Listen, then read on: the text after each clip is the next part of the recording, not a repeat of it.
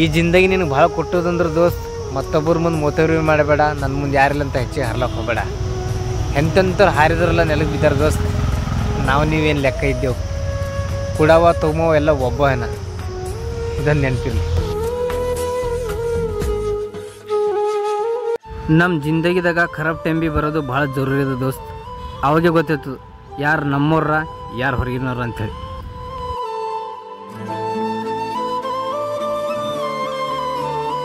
ದೋಸ್ತ ನಮ್ಮ ಹಣೆ ಬಾರದಾಗ ಏನು ಬರೋದದು ಬರ್ತದ, ಏನು ಬರೋದಿಲ್ಲ ಅದು ಬಂದು ಭೀ ವಾಪಸ್ ಹೋಯ್ತದ. ಜಿಂದಗಿಗೆ ಅಷ್ಟು ಸೀರಿಯಸ್ ಆಗಿ ತೊಗೊಂಬೋದಿಲ್ಲ ದೋಸ್ತ್.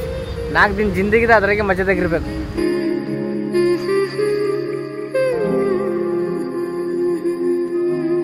ದೋಸ್ತ ಮನುಷ್ಯಂದು ಕಿಸ್ಮತ ಎಷ್ಟು ಭೀ ಚಲೋ ಇರಲಿ, ಥೋಡೆ ಕನಸುಗಳು ಕನಸಾಗಿ ಉಳಿತಾವೆ.